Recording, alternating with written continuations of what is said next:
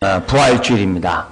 우리가 부활주일을 부활절답게 맞이하려면 고난주간을 잘 보내야 합니다. 우리 하나님께서는 그런 하나님의 구원의 은혜, 구속의 은혜를 깨닫도록 하기 위해서 6월절을 지키도록 하게 했습니다. 그래서 6월절 기간 동안에는 이스라엘 백성이 쓴 나물을 먹어야 되고 누룩이 없는 무교병을 먹어야 했어요. 부드럽지가 않은 거죠. 모든 것이 껄끄럽죠. 심지어는 그들에게 식사할 때도 편안히 앉아서 먹는 것이 아니라 서서 음식을 먹게 했어요.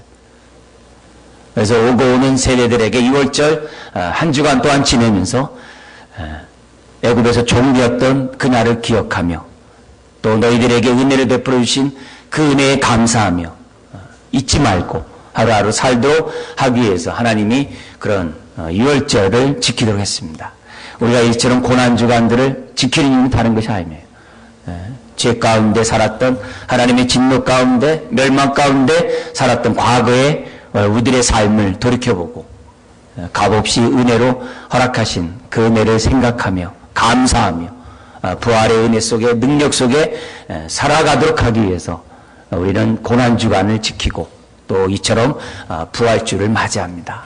그래서 여러분들이 이 고난주간을 어떻게 정말 지내셨는지, 십자가의 그 은혜 속에, 보혈의 그 은혜 속에 얼마나 절제하고 얼마나 고난에 동참하며 살았는지, 거기에 따라서 오늘 우리가 이 시간에 부활절이 의미스럽고 영광스럽고 감사하고 복된 날로 우리들이 맞이할 수 있으라 믿습니다.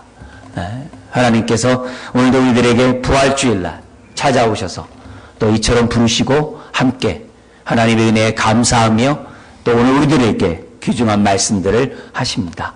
그래서 오늘 우리들에게 주신 이런 말씀들을 생각하면서 부활의 증인으로 하루하루 살아야 될 줄 믿습니다. 사랑하는 성도 여러분, 주님은 말씀하신 대로 3일 만에 부활하셨습니다. 서양과 대제왕들에게 넘겨지고 로마 군병에게 넘겨져서 온갖 순환과 채찍과 능력과 침뱉음과 십자가에 달려 죽으셨지만 우리 주님은 말씀하신 대로 성경대로 예언대로 3일 만에 다시 살아나셨습니다. 할렐루야. 그 살아나신 그 주님은 제일 먼저 막달라 마리아에게 보이셨습니다. 막달라 마리아가 여성이라는 것이 중요한 게 아닙니다.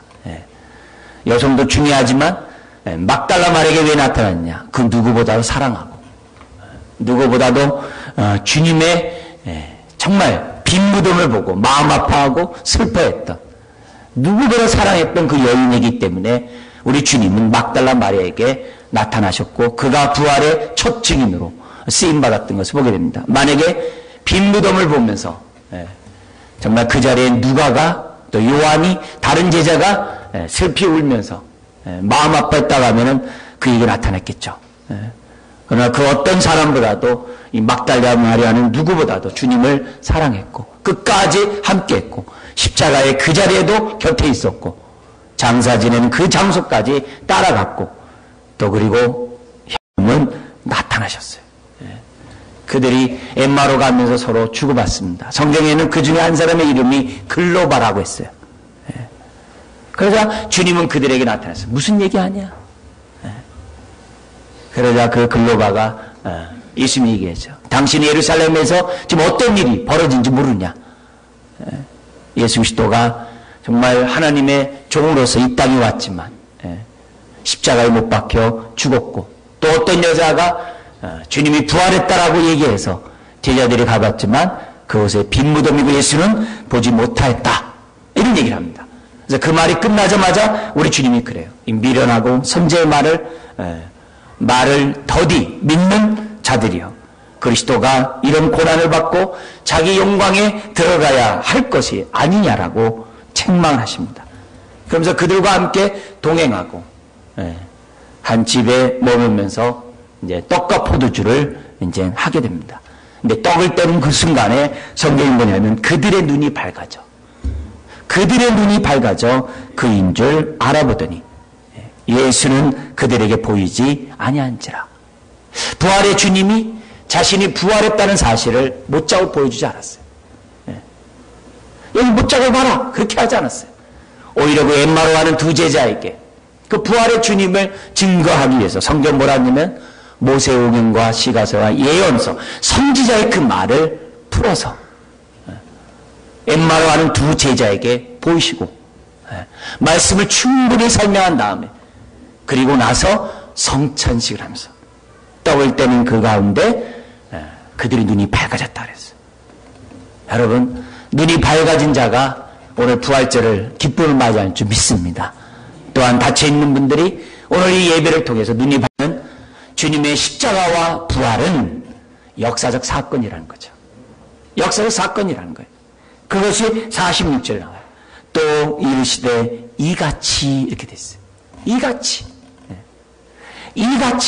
그리스도가 고난을 받고 제3일에 죽은 자 가운데서 살아날 것. 살아날 것. 그러니까 우리 주님은 어떻게 돼요? 성경에 기록된 그것처럼 우리 주님은 이같이 십자가에 죽을 뿐만 아니라 3일 만에 부활했다라고 제자들에게 몸소 친히 보여주시는 것을 보게 됩니다. 첫 번째 우리의 믿음은 뭘 믿어야 됩니까? 십자가와 부활이 역사적 사실이었다는 사실을 우리는 믿으셔야 돼요. 어떤 사람들이 그냥 생각으로 지어낸 그런 말이 아니라는 거예요. 예수님은 실제로 죽으셨어요. 아리마대 요셉의 그 무덤에 실제로 장사 지냈어요. 채찍 받으시고 가시멜로가 쓰고 모진 능력을 받고 우리 주님은 죽으셨어요. 그리고 말씀하신 대로 3일 만에 다시 부활했어요. 로마 군병들이 무덤을 지켰지만 인봉을 하고 지켰지만 주님의 부활을 막을 길이 없어요. 막을 길이 없어요. 주님이 부활하신 사실 또한 역사적 사실이에요. 그래서 군병들이 가서 보고를 합니다. 그러니까 매수를 해요. 제자들이 훔쳐갔다 해라. 그렇지만 그것을 묵도한 그 군인들이 가만히 있을 수 없었죠. 그들의 입을 통해서 주님의 부활이 또한 사실로 증거되게 되고 그 말이 유대 전역에 퍼지게 돼서 베드로가 하나님의 말씀을 전했을 때 3,000명, 5,000명이 어찌할까 하며 회개하며 주님 앞에 돌아오는 그런 일들이 생겨났던 것을 보게 됩니다. 우리의 신앙은 십자가 부활이 기초가 돼야 돼. 그 기초 위에 세워져야 돼. 믿음이 뭡니까? 주님과 함께 죽고 주님과 함께 부활한 것이 믿음입니다. 예수님이 죽을 때 나도 부활했다고 믿는 자가 죄산 받아요. 예수님이 부활했다고 나도 부활했다고 믿는 자가 의롭다함 받아요. 우리의 신앙의 기초는 역사적 사건이 십자가 부활이 돼야 돼요. 교회도 십자가의 부활의 터 위에 세움받은 교회가 건강합니다. 그래서 항상 우리의 신앙은 십자가 부활에 기초돼야 돼요. 날마다 십자가 앞에서 옛사람을 벗어버리고 자기를 부인하고 날마다 부활의 은혜 속에 능력 속에 하나님을 향하여 순종하며 살아가는 것이 신앙입니다. 그게 우리의 믿음 생활이에요. 두 번째 진리가 있습니다. 47절 끝에 보면 이렇게 되어 있습니다. 여기 보내면 또 그의 이름으로 제사를 받게 하는 회개가 예루살렘에서 시작하여 모든 족속에게 전파될 것이 뭐였다고 그래요? 기록되었으니. 예수님은 성경에 기록된 대로 죽으시고 부활하시고 또 기록된 대로 이 사건이 어떻게 됐냐면 모든 족속에게 전파될 것을 이미 성경에 얼마나 많은 곳에 기록되고 기록되지 못해 창세기서부터 말라기까지 주님의 이런 말씀들이 기록되어 있어요. 기록되어 있다. 그래서 주님은 뭐라 그래요? 우리의 신앙이 뭐였다는 거예요? 역사적 사건에 기초한 그 내용을 기록한 하나님의 말씀에 입각해서 우리가 신앙생활을 할 것을 두 번째로 가르쳐줘요. 구약의 예언의 말씀뿐만 아니라 48절에 뭐라고 되어 있어요? 너희는 이 모든 일의 증인이라. 이 모든 일의 증인이 사람이 기록한 것이 신약성경이에요. 그러니까 신약성경이 뭘 얘기하는 거예요? 십자가와 부활을 설명하고 있다는 것을 우리에게 말씀하고 있어요. 엠마오로 가는 두 제자에게 부활의 증거를 구약성경을 보여주셨다 그랬어요. 부활의 증인이 그들이 기록한 것이 신약성경이에요. 마가복음 12장에 보면은 부활을 믿지 않은 사두개인과 부활 논쟁을 했던 예수님의 말씀이 나와요. 부활을 믿지 않던 사두개. 그에게 우리 주님은 되되 구약성경을 들어야 돼요. 두 가지를 얘기합니다. 너희가 전능하신 하나님을 오해하였도다. 전능하신 하나님이 뭘 못하겠냐 이거죠. 뭘 못하겠냐 이게. 그리고 너희들이 오해한 것이 있는데 죽으면 동양 사상에 있는 것처럼 그대로 현세의 삶과 연결돼서 사는 것이 아니다. 천사와 같이 변해서 시집가고 장가가지 않고 사두개인이 얘기한 것처럼 이 여인은 누구의 아내가 됐냐는 그런 엉뚱한 얘기를 하지 마라. 또 하나 얘기합니다. 주님은 우리 하나님은 산자의 하나님이다. 아브라함과 이삭과 야곱의 살아있는 자의 하나님이시다. 죽은 자의 하나님이 아니라고 얘기함으로써 죽은 자가 영생 가운데 살고 있다는 사실을 우리 주님은 사두개인에게 설명을 합니다. 우리 주님은 다양한 성경의 말씀을 가지고 구약성경의 말씀을 가지고 제자들에게 설명했던 것을 보게 됩니다. 고린도전서 15장도 부활장에 부활을 설명한 말씀입니다. 거기서 뭐라 그래요? 성경대로 죽으시고 성경대로 3일 만에 부활했다라고 기록되어 있습니다. 그렇기 때문에 우리의 믿음은 성경의 증거를 받아야 돼요. 기록된 말씀과 어긋나는 것은요, 단 0.0001%라도 있으면 버려야 됩니다. 기록된 성경을 벗어나면 안 됩니다. 우리의 신앙의 기초는 기록된 성경에 입각해서 살아야 돼요. 내 기분, 내 경험, 내 체험 아닙니다. 제껴놔야 돼요. 성경에 기록된 말씀에 따라 내 신앙이 검증돼야 되고 내 생각이 검증돼야 되고 내 결정이 검증돼야 됩니다. 내가 이렇게 생각하고 이렇게 느끼고 이렇게 행동하는 것이 성경에 증거가 있는지 성경에 근거한 건지 생각하는 것이 부활신앙을 갖고 있는 저와 여러분들의 태도입니다. 세 번째 진리가 47절에 있어야 돼요. 이런 십자가 부활의 증거가 나의 것이 되려면 어떻게 되느냐? 두 가지가 있어야 한다라고 말씀해요. 47절에 이렇게 되어 있죠. 또 그의 이름으로 죄사함을 받게 하는 회개가. 여러분, 십자가 부활이 먼 나라의 얘기가 아니라 남의 얘기가 아니라 나의 얘기, 나의 생명의 말씀, 은혜의 말씀이 되기 위해서 어떻게 되느냐? 죄사함과 회개가 있어야 돼요. 회개하지 않으면 십자가 부활이 나에게 아무 상관없어요. 왜요? 십자가 부활은 우리의 죄를 위한 죽음이었고 우리의 의를 위한 것이 부활했기 때문에 그래요. 십자가와 부활은 우리의 죄와 우리 부활이에요. 우리의 죄 때문에 죽으셨고 우리의 의 때문에 부활하셨다 했어요. 이것이 나의 것이 되려면 회개가 있어야 돼요. 지금까지 내 생각과 내 뜻대로 살았던 것을 회개해야 됩니다. 하나님 없이 스스로 생각하고 스스로 판단하고 스스로 모든 것의 기준이 되는 판단 기준이 나라고 생각했던 그 하나님 노릇을 회개해야 돼요. 내 마음의 뜻대로 살았던 내 인생을 돌이켜야 돼요. 정과 욕심 가운데 내 인생의 주인이 나다 생각했던 그 하나님 노릇을 회개해야 합니다. 회개할 때 죄사함의 은혜가 임하는 겁니다. 회개할 때 십자가와 부활이 나의 것이 됩니다. 옛사람을 벗어버리지 않고 정과 욕심을 벗어버리지 않고는 하나님께로 돌아서지 않으면 회개하지 않으면 복음이 나에게 아무 상관없어요. 주님의 십자가 부활이 아무런 의미가 없어요. 여러분, 겉사람은 우리가 화려할 수 있어요. 다 100m 미만 미인들이라고 그러잖아요. 흠없을 수 있어요. 사람 앞에 아무리 흠없다 할지라도 하나님 앞에 흠이 없어야 합니다. 하나님 앞에 옳아야 됩니다. 그 방법은 다른 것이 없어요. 회개해야 돼요. 회개해야 돼요. 회개함으로 우리의 영혼이 씻음을 받아야 십자가 부활의 그 은혜가, 그 사랑이, 그 능력이 나의 것이 되는 줄 믿습니다. 겉이 화려한 것이 중요하지 않아요? 나암만 장군 아시죠? 군대 장관으로 아람 군대 장관으로 화려하게 투구를 입었어요. 그러나 투구를 벗으니까 그 안에는 문둥병이 있어요. 시체가 썩고 있었어요. 여러분, 우리들의 인생이 그렇게 돼서는 안 돼요. 세상의 명예나 세상의 재산이나 세상의 어떤 지위로 자기를 위장해서는 안 돼요. 우리의 속사람이 살아있어야 합니다.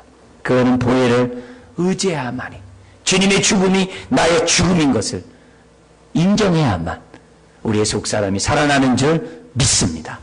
회개를 통하지 않고는 주 앞에 나아갈 수가 없어요.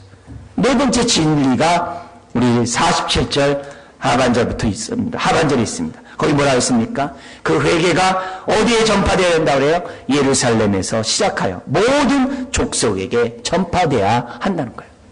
예루살렘이 유대인이죠. 모든 족속은 이방이죠. 무슨 말이에요? 로마서 3장 20절까지가 무슨 얘기예요? 의인은 없나니 하나도 없다는 겁니다. 네.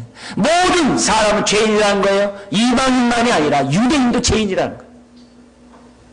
이방인 가운데 도덕군자들이 있어요. 법 없이 사는 사람이 있어요. 그러나 그 사람도 하나님을 영화롭게 하지 않고 감사하지 않으면 불경건한 죄인이라 했어요. 모든 사람이 죄 아래 있다는 거예요. 다른 말로 하면 뭐예요? 모든 사람이 십자가가 필요하다는 겁니다. 구원이 필요하다는 겁니다. 은혜가 필요하다는 겁니다. 감사하게도 유대인과 이방인에게 차별이 없어요. 회개하는 자에게 은혜가 임하는 거예요. 회개하면 생명이 임하는 거예요. 의인은 없나니 하나도 없다 했어요. 그래서 우리는 이 회개, 이 죄사함의 이 복음을 우리가 예루살렘을 시작해서 땅끝까지 전해야 돼요. 우리에게 예루살렘은 어디예요? 우리 가족이겠죠. 우리의 온 일은 어디겠어요? 우리 친족이겠죠. 우리의 사마리아는 어디예요? 나와 원수되고 나를 불편하게 하는 가까이 있는 사람이겠죠. 땅끝까지 나와 무관심한 사람에게까지 우리는 부활의 증인으로 살아야죠. 주님이 오늘 우리에게 그걸 보여주는 거죠. 예루살렘과 모든 족속들에게 하나님이 왜 우리를 부르셨어요? 아버지께서 나를 보낸 것처럼 우리를 보내기 위해서 부르셨다 했어요. 부활의 은혜를 체험한 사람, 그래서 빚진 자가 됩니다. 보냄받은 자의 생각을 갖게 됩니다. 그런 의식을 갖게 되는 것이 사실이에요. 네? 성경은 오늘 우리들에게 보여줘요. 삶은 짧아요. 금방 세월이 합니다. 어떤 일에 투자를 해야 될지, 내 인생을 투자해야 할지 생각하셔야 됩니다. 십자가 앞에 자기 부인하지 않은 사람은 결코 주님의 뜻대로 살지 못해요. 자기 십자가를 지지 않은 사람은 결코 부활의 증인으로 살 수 없어요. 고난 주간을 통과하지 않으면 부활자 나에게 의미가 없습니다. 다섯 번째 진리가 48절, 49절에 있습니다. 우리 같이 한번 읽어볼까요? 너희는 이 모든 일의 증인이라. 너희처럼 내가 내 아버지께서 약속하신 것을 너희에게 보내리니 너희는 위로부터 능력으로 입혀질 때까지 이 성에 머물라 하시니라. 왜 예루살렘에 머물라고 해요? 성령의 기름 부음을 받을 때까지 기다려. 왜요? 오직 성령이 너에게 임하시면 땅끝까지 내 증인이 되리라. 우리가 부활의 증인으로 살려면 어떻게 하라는 거예요? 성령의 기름 부음이 있어야만 한다는 거예요. 네? 여러분, 부활의 능력 가운데, 부활의 증인 가운데 살고 싶지만 안 되는 이유가 뭐예요? 성령의 기름 부음을 받지 않았기 때문에 그래요. 성령의 능력이 나를 사로잡는 경험이 나에게 없기 때문에, 그런 사모함이 나에게 없기 때문에 부활의 증인으로 사는 것이 생각에만 머물러요. 내 결심에만 머물러요. 그 사명을 감당하는 삶을 살지 못해요. 그러기 위해서는, 우리가 살기 위해서는 성령의 기름 부음이 있어야 돼요. 네. 우리 하나님께서 예수님을 보내면서 성령의 기름 부음을 주셨던 것처럼 주님은 우리를 보내실 때 성령의 기름 부음을 부으세요. 마음을 열고 사모하는 자에게 성령의 기름 부음이 있습니다. 성령님 어떤 분이세요? 선교하는 분이세요. 선교하는 성령이세요. 성령 받으면 부활의 증인으로 우리의 마음을 주장하게 돼 있어요. 오늘 이 시간에 한번 생각해 보십시오. 우리 가족 가운데 구원받지 않은 영혼에 대해 우리는 얼마나 기도하고 있습니까? 내 가까이 있는 불신자들에게 얼마나 기도하고 있습니까? 나의 원수들에게, 나의 아픔을 주는, 상처를 주는 사람에게 얼마나 기도합니까?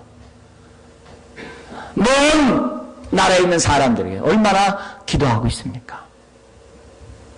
우리는 기도하기 위해서 선교비도 보내고 구제비도 보내고 우리가 정말 전도 우리가 행동도 하고 이 모양 저 모양으로 합니다.